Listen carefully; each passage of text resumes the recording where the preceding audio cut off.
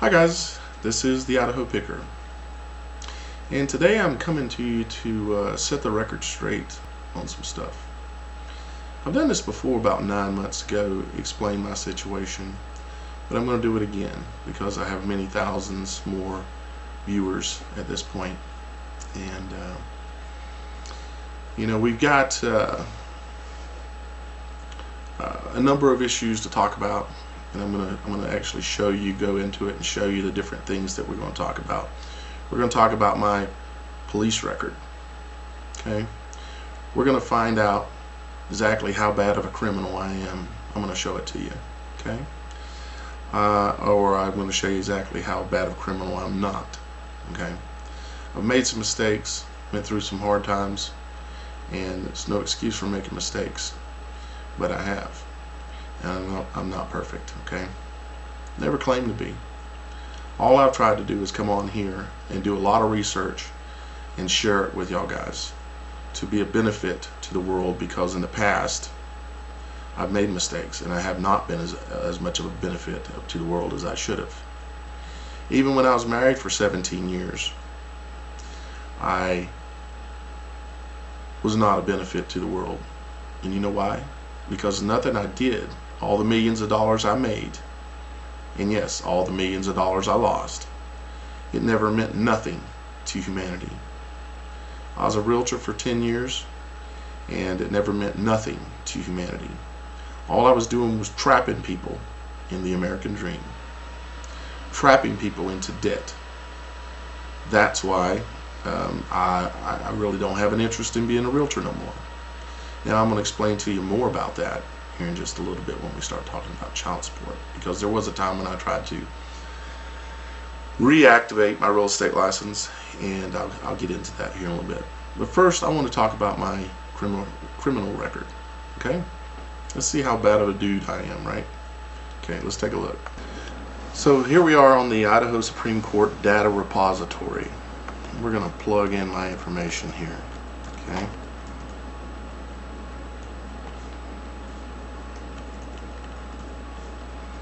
Alright, let's slide this down a little bit so I can hit search. And notice it says all counties. Okay. Now it's wanting me to enter one of these deals. Now hang around. I want you to see the truth. You've been told all kinds of stuff. So let's take a look and see what the real truth is. And then I'll explain to you a few things. See if this makes any sense to you. Okay, here it comes up. See, we're still on here. Alright, let's click here for the case history. Alright, now here we go. Let's go back a ways. Okay, let's go all the way to the beginning, right? My full record. Okay. Full record. Too fast for conditions. Back in 2002. Okay. Pled guilty. Paid the fine. 53 bucks or whatever, right? Speeding. An infraction. $53 fine. Speeding. An infraction in 2005. $53 fine. 2005 again, another speeding ticket. Yes, I got a lead foot, or used to. Here's another one. Failed to signal. Okay, $62 ticket for failed to signal. 2007, driving inattentive or careless. $147 ticket.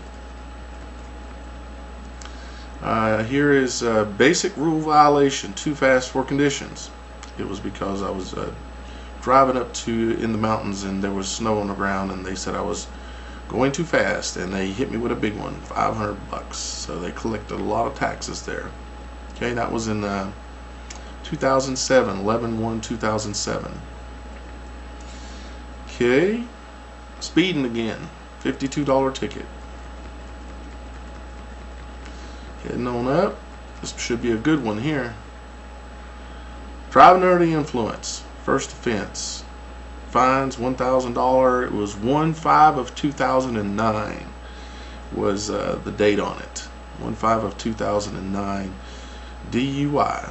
And I deserved that one. And it says jail 6 days, but I didn't serve any jail time. I don't even know why it says that. That's weird. I didn't serve jail. Oh, I did community service in place of the jail, so that's what it was. Paid the piper. Okay, that was a DUI. So coming on up here. So this should be a good one too, right?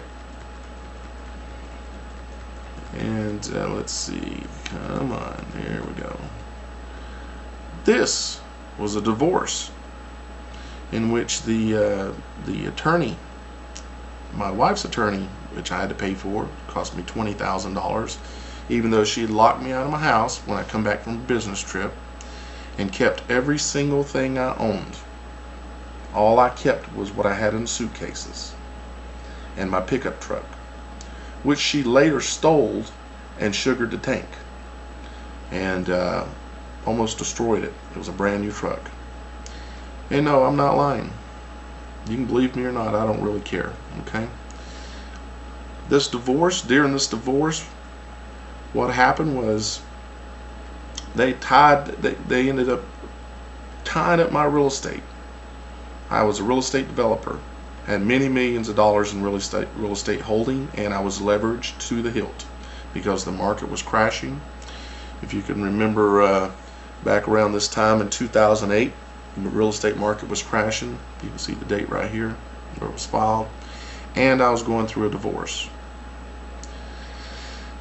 And I lost everything I'd ever worked for 10 years or more, including my son. The judge took my son away. All because of what? Because I had one DUI and some speeding tickets. So yes, I owe $13 million. But to who? The banks. So they can kiss my ass. And if you have a different opinion, that's your problem.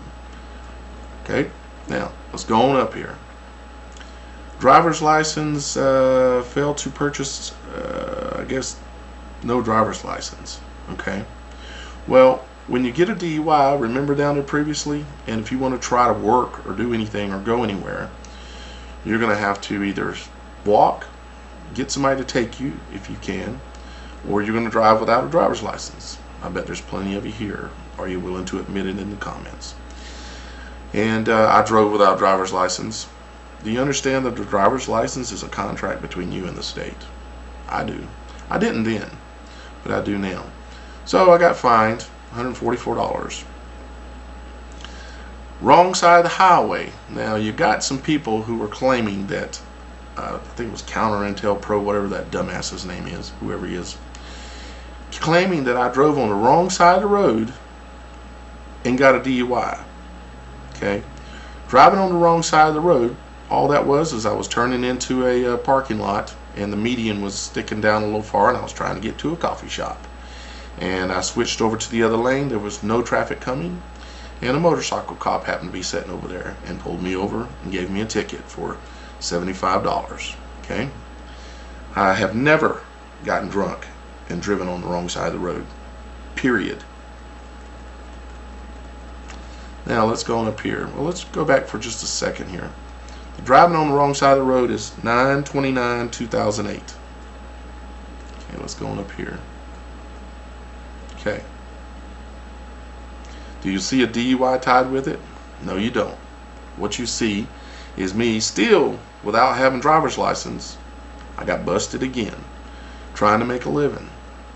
I went out and I started a little business buying and selling things. That's how I originally got the name, the IdahoPicker. I went around and bought antiques, went around and bought furniture, went around and did things like that.